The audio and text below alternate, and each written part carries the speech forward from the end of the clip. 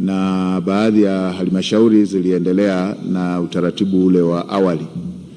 Sababu kubwa ya kufanya hivyo ilikuwa ni kupeleka utaratibu huu kwa maafisa wanaoshughulika na masuala ya mikopo, hasa kudhibiti tatizo lililokuwa linajitokeza la vikundi hewa, la watu wanakaa kwenye halmashauri pale, wanatengeneza vikundi, wanatengeneza syndicate kutoka baadhi ya watumishi wa ndani ya halmashauri na wale wanaopokea fedha hizo. Kimsingi baadhi ya watumishi wasio waaminifu wenyewe wanakuwa sehemu ya vikundi, wamezitanguliza kule kwenye kikundi na yeye anakuepo kule kwenye. Kwa baada ya zoezi lote lile, lengo la serikali linakuwa halijatimia, lile la kuwasaidia wahusika hasa wanaofanya shughuli hizo za uzalishaji, na lengo la pili la kwamba kutakuwepo na marejesho ili na wengine waweze kupata, na lenyewe linakuwa halitimii. Kwa hiyo ndio ilikuwa sababu ya msingi. Sasa baada ya kupeleka kwa majaribio kwenye maeneo haya ya mabenki, nimesikia Mheshimiwa Mbunge ulichokisema, na nilipata fursa ya kukaa na wafanyabiashara hizi ndogo ndogo, wamachinga, nilikaa na wamachinga, nilikaa na bodaboda, nilikaa na bajaji, nilikaa na mamalishe. Moja ya mambo walioelezea yalikuwa yanafanana na hayo ambayo Mheshimiwa Mbunge umeyasema, na maelekezo niliyoyatoa ambayo ndio dira iliyotolewa na Mheshimiwa Rais ni kwenda kwenye uhalisia. Machinga hawezi kuwa na hati ya nyumba. Ukimwambia alete hati ya nyumba ndio apate mkopo, ni dhahiri hata kuwa na hiyo hati ya nyumba. Na maeneo mengine walielezea kwamba wanatakiwa watoe dhamana, barua ya udhamini wa watumishi walioko serikalini.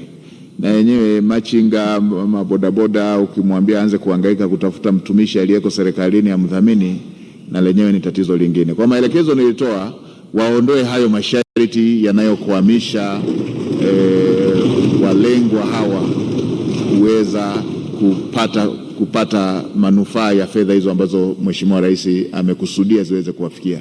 Tulikubaliana na mabenki walikuwepo pale kwamba hayo masharti ya hati ya nyumba, hayo masharti ya barua ya udhamini kwa wale ambao wanatambulika hayatakuwepo.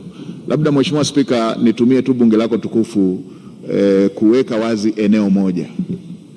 Kwa yule ambaye hana kitambulisho cha taifa ndiye anayetakiwa utambuzi.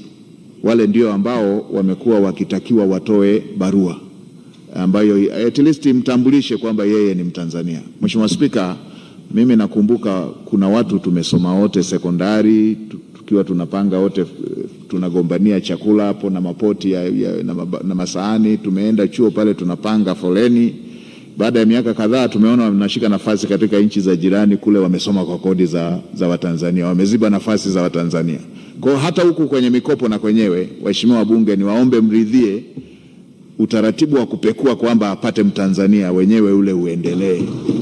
Lakini kwa wale ambao wana vitambulisho vya taifa hawataulizwa hati wala hawataulizwa barua ya mtumishi yeyote anayetoka serikalini. Na Mheshimiwa Rais Daktari Samia Suluhu Hassan anamaanisha kwenye jambo hili la kuwawezesha vijana wa Kitanzania, wanawake wa Tanzania, ndugu zetu wenye kutoka makundi maalum. Ndio maana mbali na zile 442 kaongeza bilioni 200 ndani ya siku 100 baada ya kuchaguliwa kwake, ili kuongeza wigo wa vijana hawa kuweza kupata huduma hiyo.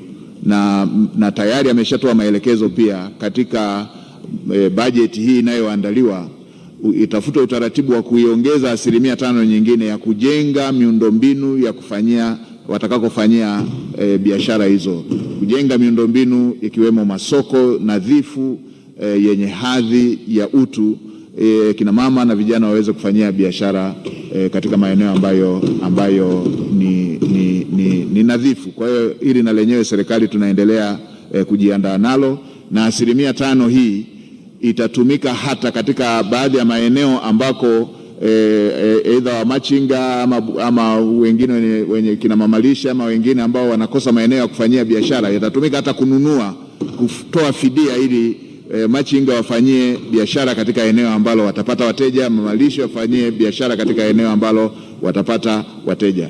Na Mheshimiwa Spika, mke wangu aliwahi kuwa mamalishe, kwa hiyo ninapoongelea watu hawa naongea kwa passion kwa sababu nimewahi kuishi kwa kulishwa na fedha ya mamalishe.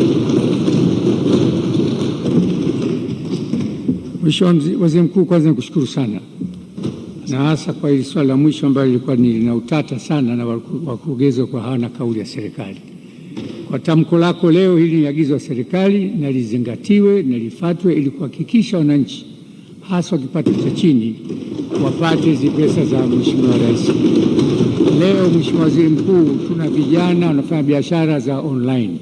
Online haihitaji ofisi, online haihitaji chumba, inahitaji uaminifu tu. Bodaboda sasa hazisubiri abiria, zinafanya delivery. Hawa wote wanahitaji mchango huu wa Mheshimiwa Rais ili na wao wawe sehemu ya tena. Nakushukuru sana Mheshimiwa Waziri Mkuu, asante sana kwa majibu sahihi na nakupongeza sana.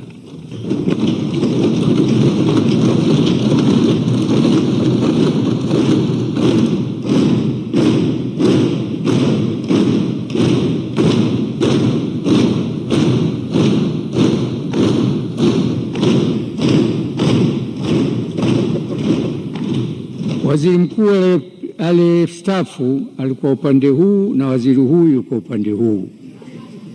Kwa hiyo tusubiri mengi kwenye ukumbi huu, na kiti kitadhibiti maneno mengi ambayo hayatakuwa na mpango au sambamba na matakwa ya kiti.